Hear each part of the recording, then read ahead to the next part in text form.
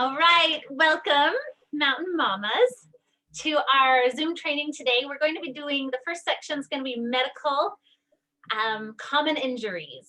That's our first aid skill today. This is going to be like a fire hose. I'm so sorry already. I'm a nurse and I've got a lot of, sorry, we have a cat. We have, there's just a million things that can go wrong, but we're going to focus today on just the simple things that should have simple solutions. So first thing we're going to talk about is blisters. Blisters, we get them all the time. They're those warm spots. Obviously, the first thing you want to do if you start getting a warm spot is stop. We never do, but you should. And some things that you can do is the old school moleskin, but I prefer to use even duct tape or medical tape if you can get on that spot right away and keep it from getting more rubbed or anything like that. And then if it starts to rub and has become an open blister, you actually want to drain it if it's in a place where you have friction, where you know it's going to rub on it and peel it off. If it's on a hand, like you got a scald or something like that, and it's, you know, maybe not on a hand, because hands and feet, you both have places where they can rub off. But if it's like on an arm or something, it's actually best to just kind of keep that blister there and put on a dressing or bandage and just keep it from rupturing, because the blister itself keeps a good bandage on there. But if it's on your hands, your feet, we've got to drain that bugger because otherwise it's gonna peel off and be nasty. So the best way to do that, of course, is to clean the area first with whatever clean water you have. And then we want to pop it. I usually use a needle. I carry that just like a safety pin or a sewing needle. And you sterilize it with some a lighter and just poke that little edge, drain it out, all the goo, and then just cover it with a dressing.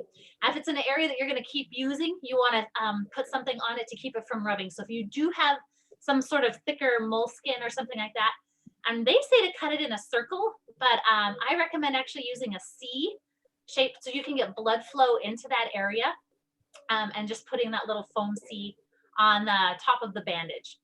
So the bandage is on there, it's protecting it. You can also put it, I've had situations where you put that on first and then put the dressing on top of that. It works, but you still have some drainage and stuff like that can get on it. So anyway, those are your blisters. FYI, all this is on an outline that's on the Facebook page. If you want to download it, it's all there. So don't worry about frantically taking notes if you want to. The prevention for blisters, I like to use a thin sock along with a thick sock if you're having issues of rubbing. Of course, if you've got new boots and the shoes, you're always going to have issues. But like even something thin like a nylon, like a knee-high nylon underneath like a thick sock can do wonders for preventing that kind of rubbing. Let's see. And then just take off your boots and your shoes to give them a break when you're not hiking. All right, so that's blisters. Now, number 2 is diarrhea. This is awful. If any of you guys have ever had diarrhea, I've had issues on the high altitude mountains, and we would just take an Imodium just to like quiet it down for the week we were up there. But I don't highly recommend that. That was a desperate situation. But obviously, diarrhea is a big concern. If you're only doing something overnight, it's not such a big deal. But if you're out somewhere for days and days and days, this can be seriously problematic. It can be caused by protozoa, bacteria, viruses. There's 2 different kinds. One's non-invasive, where you have colonies of critters that are in your upper small intestines. They'll cause abdominal cramping, nausea, vomiting, a lot of fluid that's coming out of your body, salt and potassium. You're losing a lot of salt and potassium. So lots of fluid loss. Just think about that. The other kind is invasive bacteria or invasive diarrhea, and that usually is involved by a bacteria that attacks the lower small intestine and colon. It causes inflammation, bloody bowel movements, fever, abdominal cramping, and really painful stools. So your treatment for both of them are going to be, the fact that you're just having dehydration is an issue. So no matter which type you have, you're going to want to treat the dehydration. Now, if it's only a mild case, you just drink a lot of water. You want to do maybe diluted fruit juice or sport drinks that also have, sorry, that's the cats. Awesome. Okay. Sport drinks that replenish your electrolytes. I stay away from the Gatorade just because it's tons of sugar. Propel seems to be a little better. I'm sure all of you guys have your own favorite ones. But if you start having more of a serious case of dehydration, diarrhea, like you're just losing so many fluids. Of course, we would try and evacuate you and get to a hospital, but in the meantime, what we will try and do, there's a cool oral hydration solution that you can do. We've used these even like in third world country situations. Anyone can throw this together. It's 1 teaspoon of salt, 8 teaspoons of sugar, and 1 liter of water. And you mix all that and you try and drink 1/4 of that every hour, just constantly. And just that rehydration is very, very helpful. And it can save lives in really extreme situations. But we definitely want to do that. And then I'll also try and push just regular water along with doing that. And then eating really simple foods. In nursing, we call it brat, B-R-A-T, or brat. Bananas, rice, applesauce, toast. Anything really simple that's not going to hurt your belly is a great thing to kind of just try to get people food along with their, when they're losing fluids.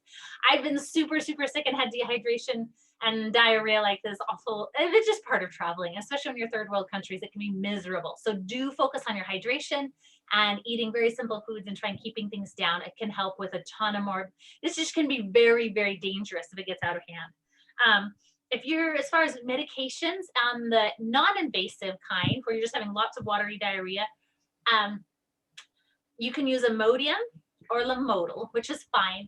The trick is, if you do not know the difference, if you don't know if you have non-invasive or invasive, you're just having diarrhea and you're not quite sure, then you just have to be careful about taking Imodium, because if you are plugging up something that's infectious, if you have an infection, your body's just trying to get it out, and you stop it, it keeps that infection in there. So you have to be really, really careful. I would say, just be really cautious when using Imodium if you don't know the cause of your severe, watery, painful diarrhea. You want to just get to a doctor.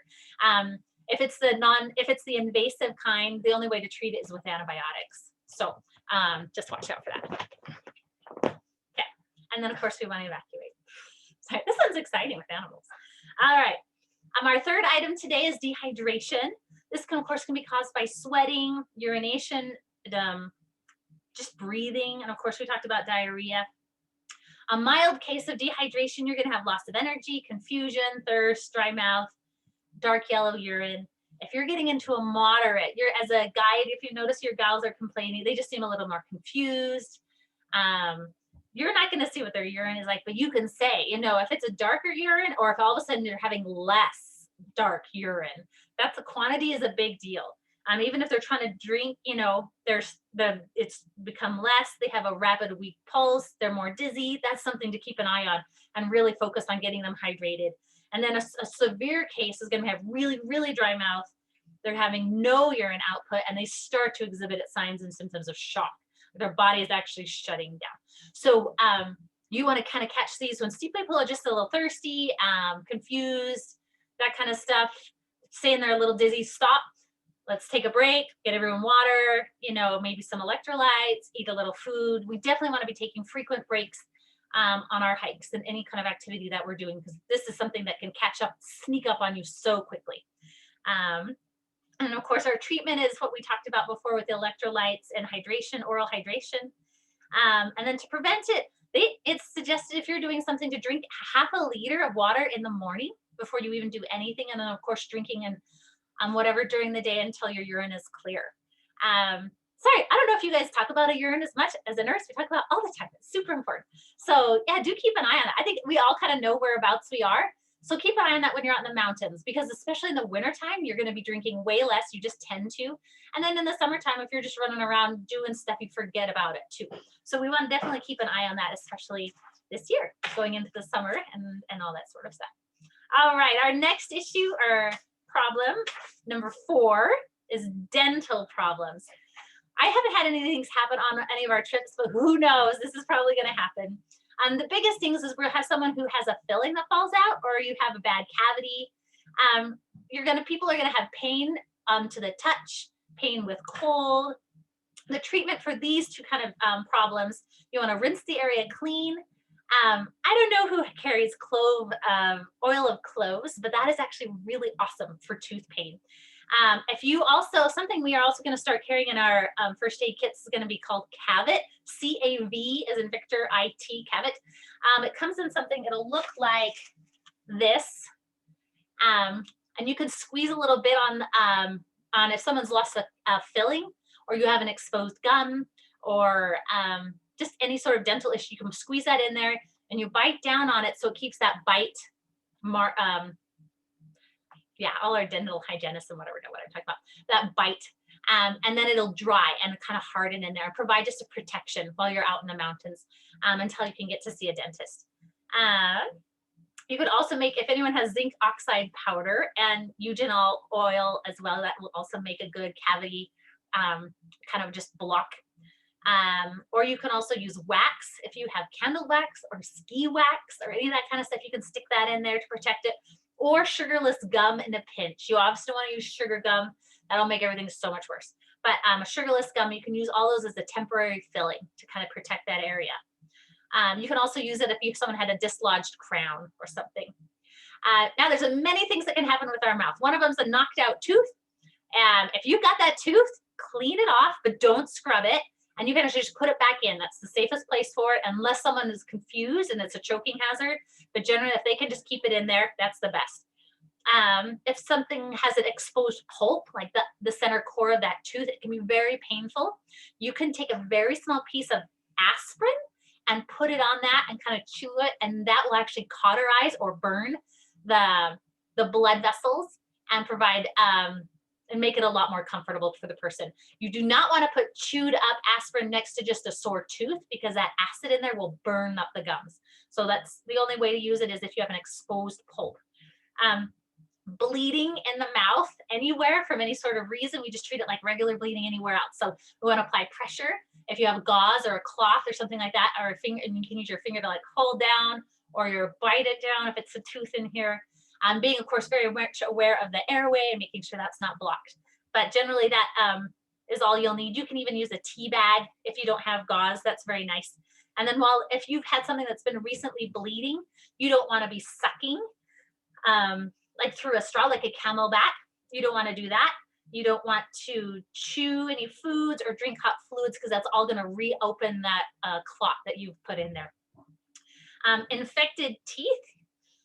I'm sure some of us have had those. Swollen gums, no fun. Swollen cheek as well. A cold pack is probably the best thing for that. And then you could also, yeah, that's probably the best thing we're going to do for that. Ear problems. Number 5. Problems with our ear. We don't want to poke anything smaller, anything into our ear that's smaller than your elbow, which is actually funny. That comes a quote from our first aid book that we use.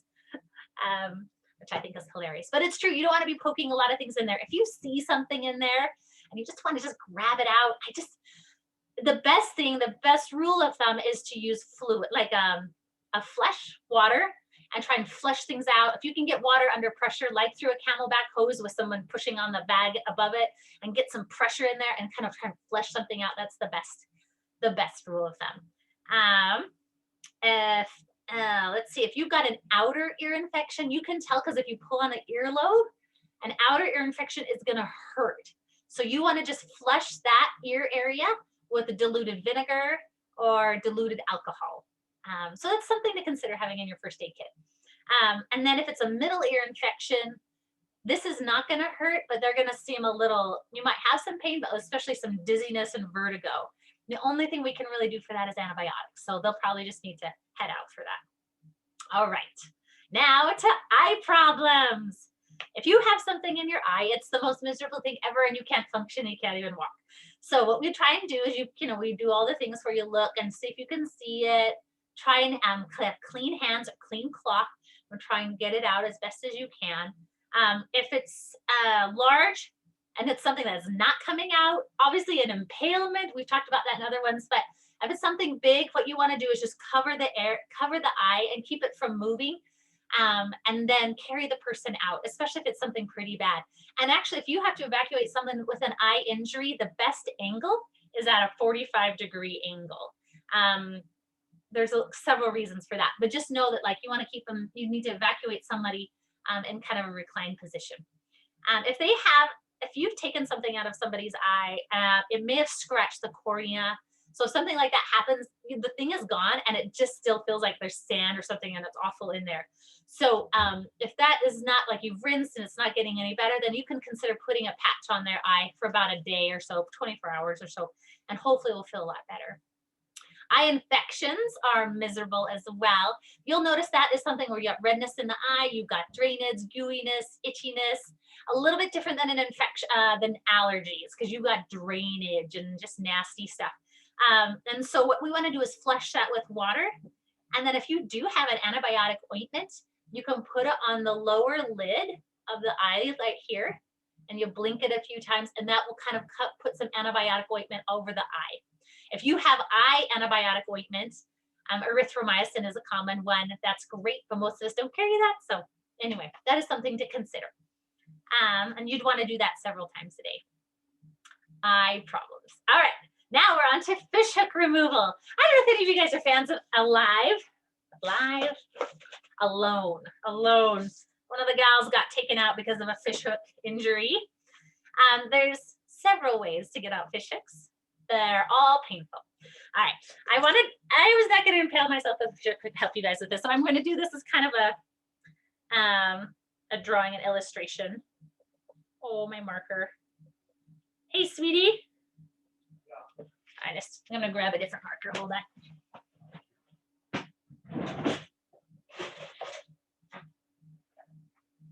Okay.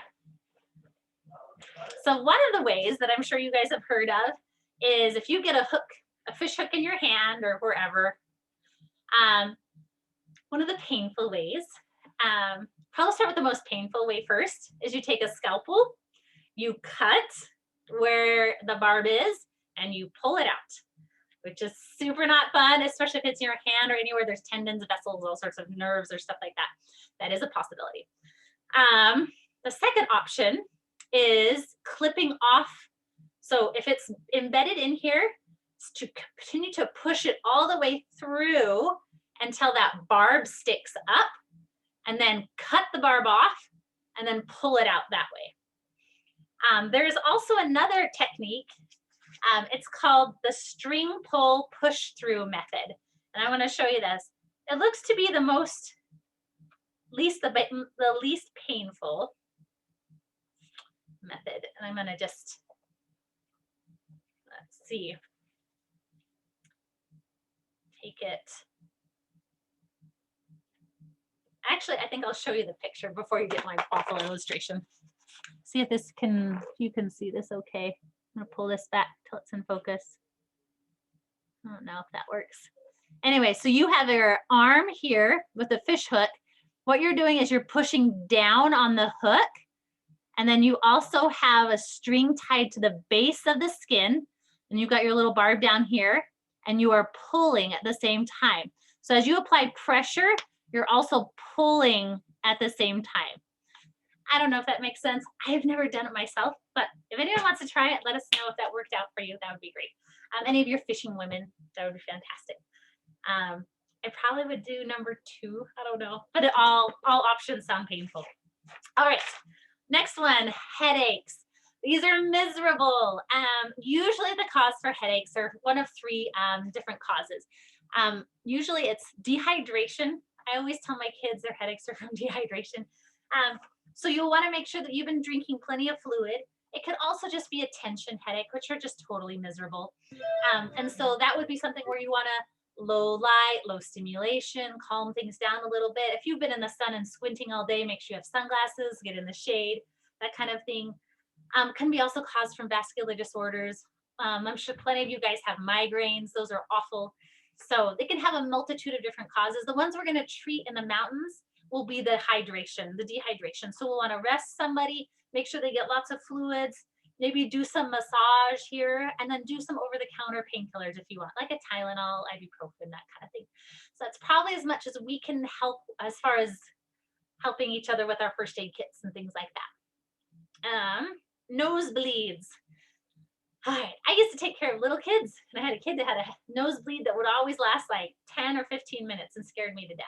But honestly, if you've got someone who's got a nosebleed, especially if it's a spontaneous nosebleed, you want to have them, it's a lean forward, Lean forward because we want to think the blood's coming out. We don't want to swallow the blood. So lean forward, squish our nose like this, and have them sit forward for 10 to 15 minutes. It can take up to that long, sometimes for those blood vessels to clot. So give them 10 to 15 minutes before you start to panic. If you need to, you can always put a cold compress up here. That will also close down the blood vessels and help a little bit with the control of blood as well. If any of you guys ever use Afrin, it's a nasal spray that can also be used. If after 10 or 15 minutes you still have some bleeding, you can kind of push it, spray that up there and see if that can help. They say, according to our first aid guide, that it should be helpful in helping stopping clotting. I haven't had to use that yet. You can also pack the nostrils with gauze soaked with an antibiotic ointment or spray, so Afrin as well. I would think if somebody is, if this is more of a traumatic injury, but if somebody had been hit and had a broken, I mean, they were bleeding badly, you can always put up tampon up the nose. You just want to be careful that you're not blocking any airflow. That's critical. So anyway, so nosebleeds, hopefully, yeah, hopefully 10, 15 minutes, you should be good to go. If something is lasting longer than that, we definitely want to consider evacuating somebody. All right, splinters, we're nearly done. Splinters are pain, and we get them all the time. Of course, it's going to be the simple stuff that you guys already know. If you can see it, pull it out, use your magnifying glass or whatever you've got. And then if you can't see it, or if you can see it, but it's deep in there, you really want to find, see if you can get a little, if you have a scalpel or a little knife or something, a tweezer edge, really dig in one end and then push things out the other end. If you really had to, you can take a scalpel or a knife and just slice down in there and get that thing out. And then you treat it like a wound. You cover it, clean it, and bandage it up. There's a rule of, there is a school of thought that if it's not bad, it's not bugging you, your body will get all nasty and irritated and get all pussy and squish it out itself anyway, which is true. So if you want to live by that, rough or la, that's fine too. You just got to be careful if it's something small. If it gets bigger, your body is always going to hate something that's got stuck in it that it recognizes as foreign, and is going to be irritated, and they'll let you know eventually. So anyway, splinters, there you go. And then our last one is sunburns. Sunburns, of course, come in first, second, and third degrees. We've already kind of talked about burns, I believe, on another Zoom meeting. So we'll just talk about the first degree. We want to cool our skin. Aloe vera is awesome because it sucks away that heat. Cool water will do the same. Something will be similar. You can put a cool cloth on your burns, and then use a moisturizer after you've gotten the heat out. You can also take ibuprofen. Ibuprofen helps with the inflammation and the pain as well, so it's kind of a nice one. And then, of course, stay out of the sun. Second degree, if you start getting blisters, your burns cause blisters, and we want to treat that as a blister and cover it and protect it. Also, see if you can cool the area if you're able to cool it. And then that's something in our first aid guide. It says to contact a physician if you have a blistered burn. So I don't know, I'll leave that up to you. Then, of course, our prevention, we want to wear long sleeves, pants, or at least lots and lots of sunscreen. Sunscreen is good as long as it's 15 plus. So if you have a 50 and want to go for it, but honestly, as long as you're over 15 in our area, as far as I'm aware, that should be fine for you. But do use it, face, hands, everywhere. Some tip, especially in the wintertime, is to put sunscreen on the bottom of your chin and on the bottom of your nose. These are weird places, but the snow reflects. Water will do the same thing if you're spending a lot of time kayaking, canoeing, anything like that. So you also want to make sure you cover this area as well with some good sunscreen. And even on cloudy days, you've got to keep a heads up. And then hats are good. All those things. We want to have youthful skin forever. So my sister Marilyn would tell you all. So anyway, those are our common injuries. Do you guys, we'll take a minute here and let me know, do you guys have any questions or comments? If not, give me a thumbs up. Lisa knows the drill. If you're like, my brain is full, I got it all, I'm okay. Erica, you're blank, I have no idea. I feel like you're good. Awesome. Okay, and just to recap again, everything that we teach on these Zoom meetings are from the Backcountry First Aid and Extended Care book from Buck Tilton. This is a mini version that we have in every single Mountain Mama first aid kit. It should be on every single trip. So you can always, anything happens, it's got a really easy reference. And then this is an abridged version of the textbook that we used for our wilderness first responder training. And so everything that we learned, and this is the condensed version of everything we learned in wilderness first responders. So if you got everything we said today, you're amazing. You're one step closer to getting a wilderness first responder. So, all right. Well, thank you so much. We're going to end this and hold on.